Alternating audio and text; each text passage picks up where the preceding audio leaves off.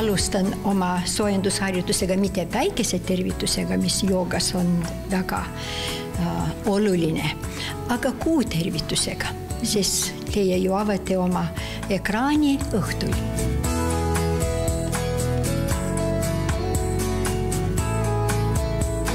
Et Eesti inimesed, meil on siin ju nii vähe päikest ja kogu aeg on selline sombune, et nii palju, kui seda päikest on, et kohe ruttu välja ja päikese poole nagu keerata?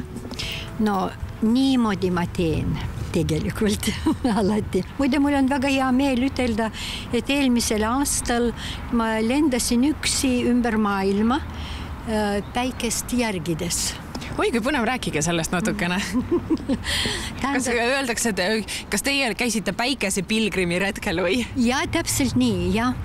Vaat tänu internetile ma hakkasin otsima mingisugust meetodit, mis võiks parandada silmade nägemist. Indias ja muidugi ka teistes lõunamaades, kus on palju päikest, inimesed harrastavad seda päikese vaatamist. Mis see siis tähendab, kui ilus ilm on, lähed terrassile ja keerad silmad päikse poole ja hakkad vaatama? Jaa, ainult ja tohututel aegadel silmad tuleb keerata. See tähendab, et 1 tund peale päikese tõusu ja 1 tund enne päikese loengut. Ja siis umbes 9 kuuga, alustades 10 sekundist ja lisades ainult 10 sekundeid iga kord, kui me vaatame, siis selleni, et jõuaksime 44 minutini korraga, siis see tsükkel on täis ja selline ongi selle päikese vaatamise meetod. Päikese vaatamisega me otse kohe oma optilise närvi kaudu mõjutame ka oma aju. Nii et selles suhtes me ei saa kiiresti muutusi teha. Aga kuidas te tänapäeva selle UV kahjuliku kiirte suhtes olete meelestatud?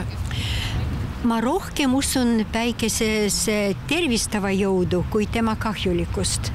Ja ma arvan, et iga inimene tunneb, kaua tal on hea olla ja siis ta nii kaua ongi päikese käes. Vaimselt ta nii eriline tunne, esteetiliselt nii ainulaadne, et ka see mõjub väga rahustavalt. Ja kui inimene hakkab rahunema ja tasakaalustama ennast, järelikult tal paraneb ka tervikuna füüsiline keha.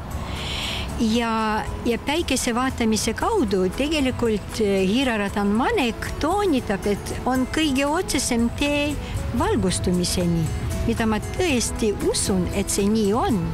Väike päike igas päevas, kas jooga on teie väike päike igas päevas? Ja võin küll niimoodi nimetada. Ja.